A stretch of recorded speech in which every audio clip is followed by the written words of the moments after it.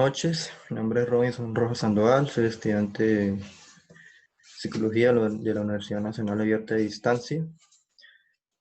Vamos a exponer las unidades 1 y 2 y 3, temas vistos ante la temática de Historia de la Psicología.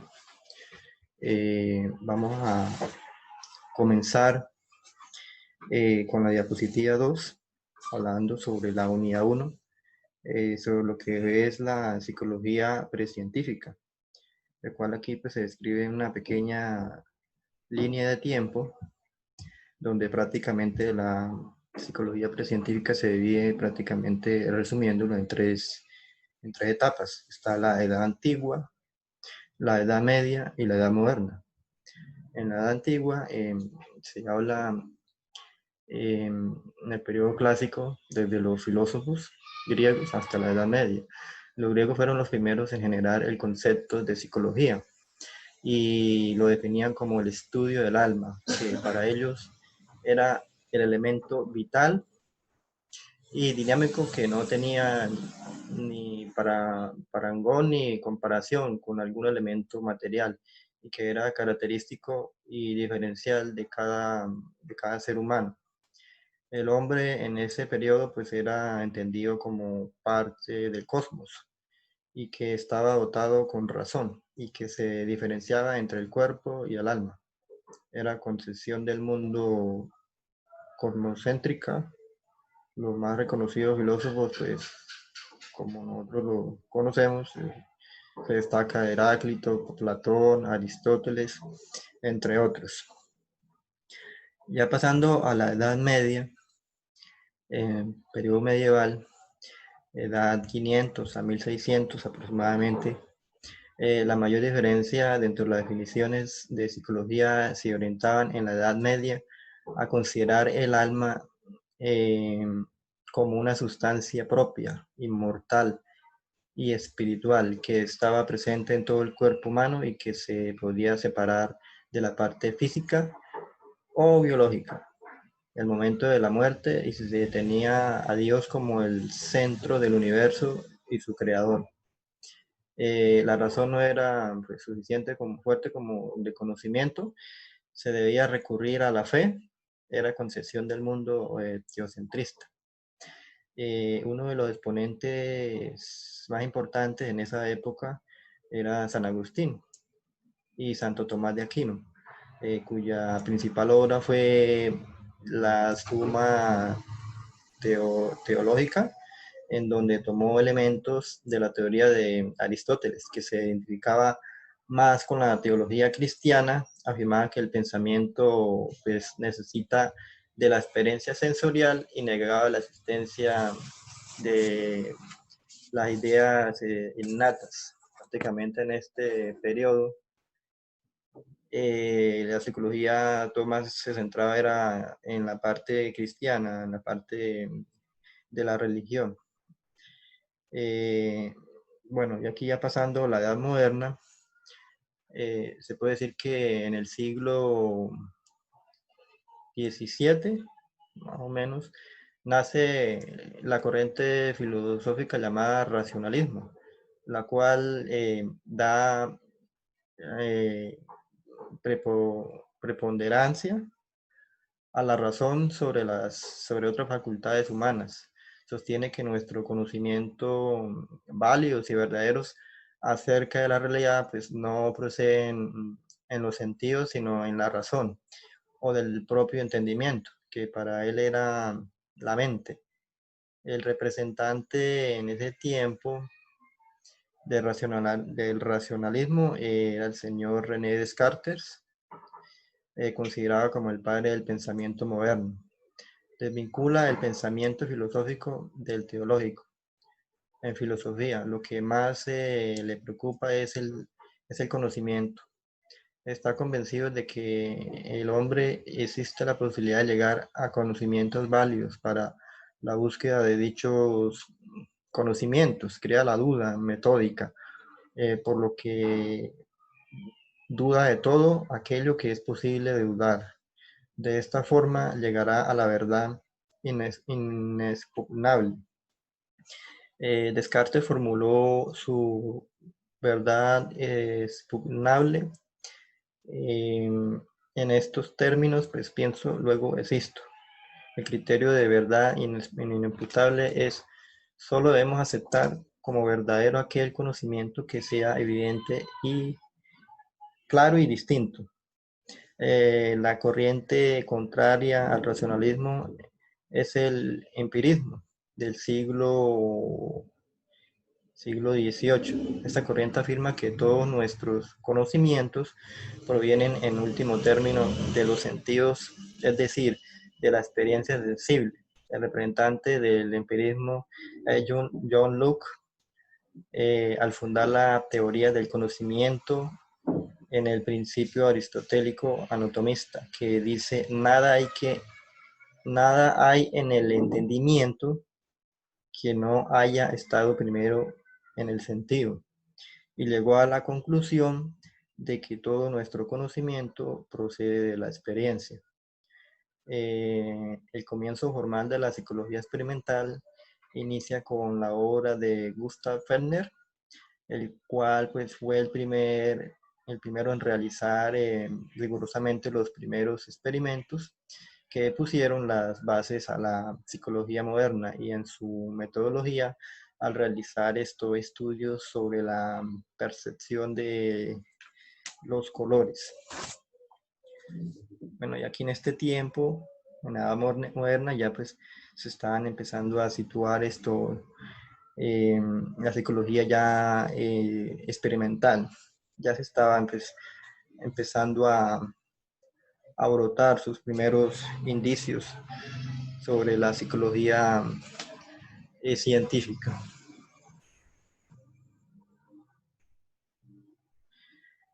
Bueno, aquí toda la psicología vigente hasta el año 1879 fue llamada precientífica. En este año surgió la psicología experimental, que separa de la psicología precientífica de la científica. La etapa científica de la psicología es aquella en la que era considerada una rama de la filosofía. O sea, prácticamente de aquí para abajo se consideraba aún que era una rama de la filosofía. Bueno, aquí mediante en la diapositiva número 2, unidad 2, vamos a exponer sobre la psicología científica mediante un mapa conceptual. Bueno, aquí la psicología científica hace sus inicios con el señor Wilhelm Wundt, 1832-1920. Se considera que la psicología científica nace a partir del año de 1879. Para ser más específicos, la psicología surge cuando el positivismo propuesto por Auguste Comte en 1798-1857 está en pleno auge, y se considera que las únicas ciencias dignas de tal nombre son las ciencias experimentales, como la física, la química, la biología, la astronomía. Cualquier disciplina que no cumpliera con los criterios científicos establecidos por el positivismo no podía recibir el calificativo de ciencia. Pues la psicología pues, en ese tiempo no iba a ser la excepción. Si quería tener dicho estatus, debería acatar esas pautas. Además, hay que decir que en la segunda mitad del siglo XIX, la filosofía, particularmente, eh, la, particularmente la metafísica, tenía como poco prestigio, y su importancia en la vida académica de las universidades pues, era cada vez más menor. Entonces, por eso pues, no era extraño que el señor Boone haya establecido precisamente el laboratorio de psicología experimental en la Universidad de Leipzig. Eso fue en Alemania. Pues había que aprovechar ahí, aprovechar el pedigrí del nacimiento de la psicología científica. Otro suceso que marcó el desarrollo de la psicología fue el surgimiento de la polémica sobre los distintos tipos de ciencias que pueden existir dentro del conocimiento humano. En efecto, en 1883, Wilhelm, 1833-1911, publica el primer volumen de su obra Introducción a las Ciencias del Espíritu, donde se sostiene que la historia, la filosofía, la psicología, el arte, etcétera, no pueden tener el mismo método científico que las ciencias de la naturaleza, puesto que su objeto de estudio es distinto. En otras palabras, el método experimental no puede ser su método de investigación. Muy pocos años después, el surgimiento de la psicología como disciplina formal, separada ya de la filosofía, surge esta polémica. Entonces, emerge la interrogante, ¿es una ciencia la naturaleza o el espíritu? Debe explicar el comprender de las acciones humanas.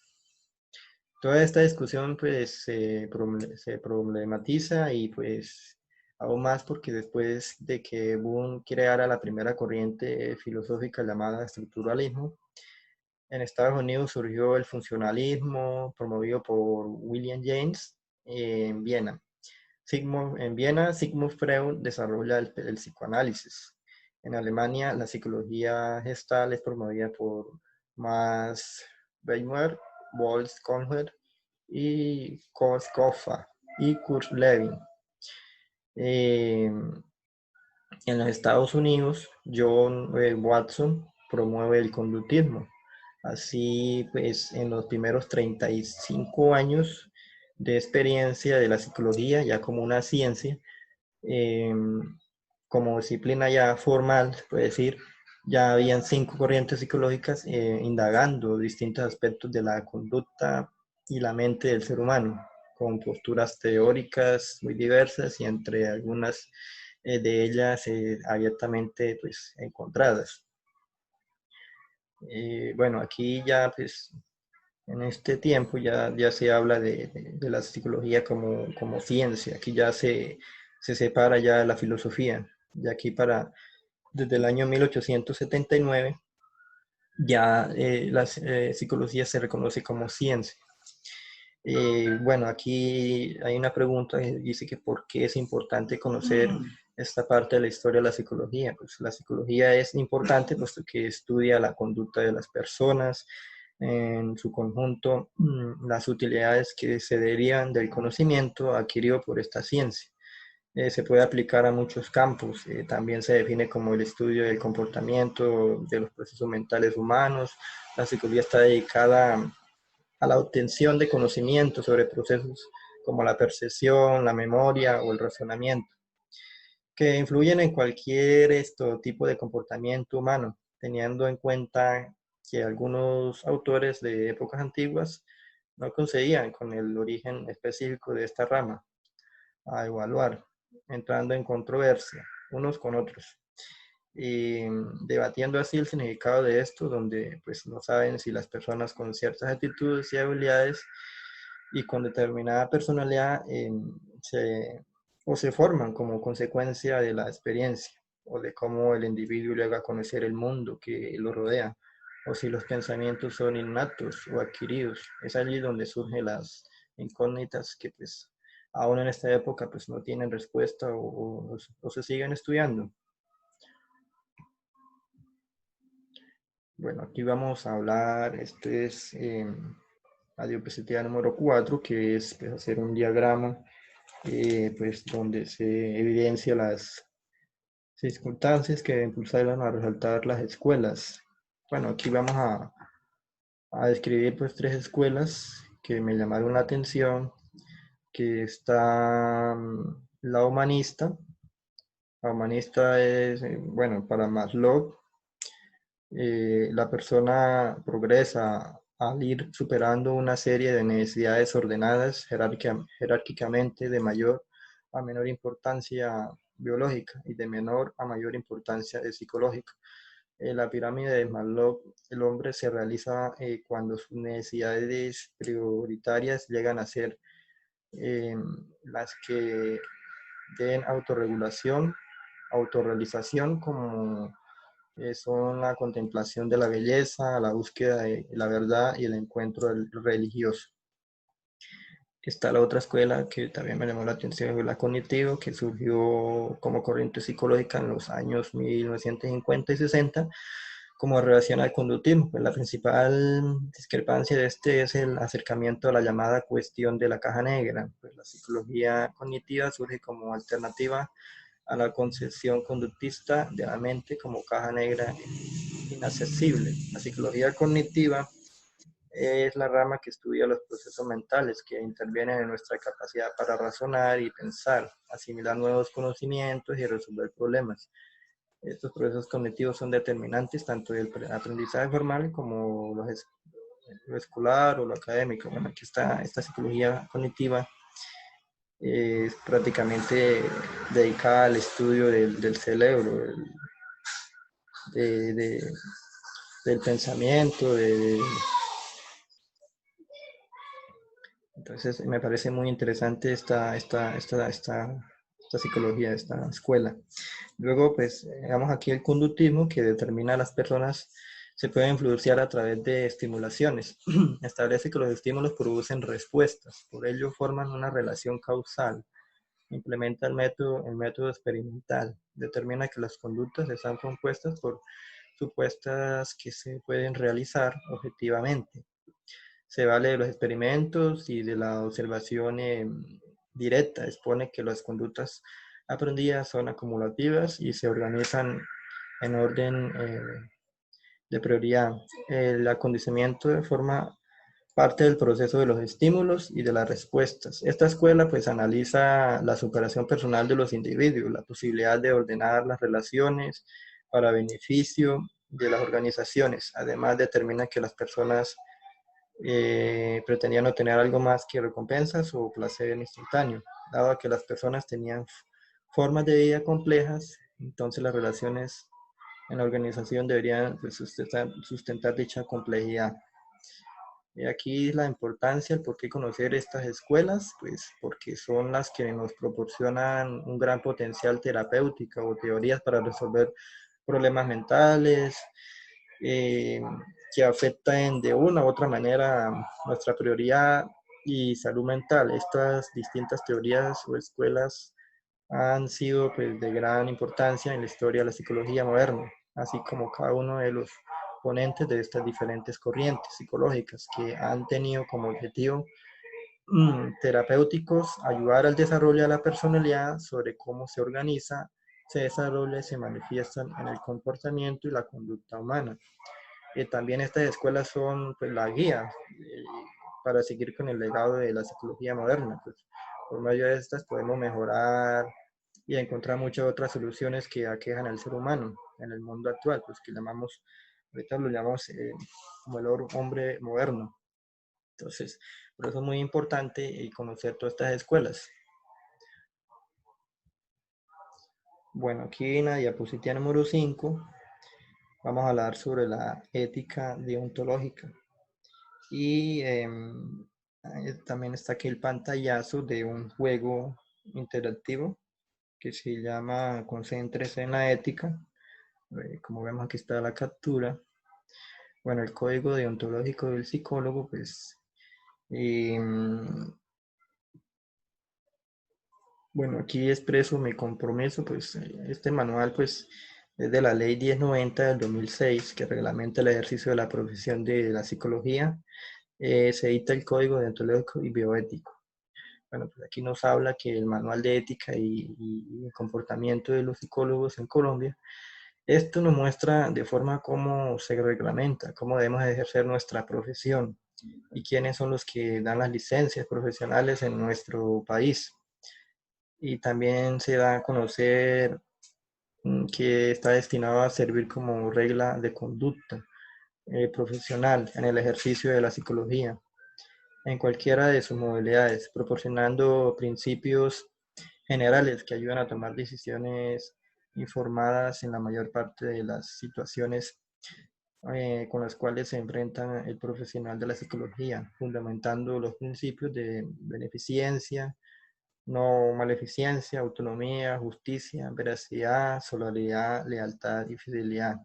Entonces, el compromiso que yo tengo como futuro psicólogo de UNAISTA, pues es hacer las cosas de forma profesional, de forma muy ético, tener lealtad y tener confidencialidad a la hora de cuando yo trato, a la hora de tratar a mis pacientes.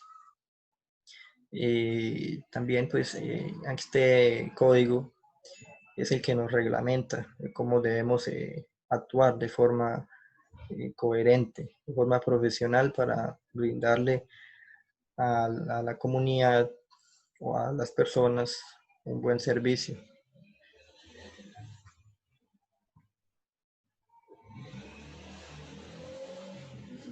Bueno, ya para terminar, aquí tenemos las referencias bibliográficas donde prácticamente se sustrajo la exposición. Bueno, no siendo más,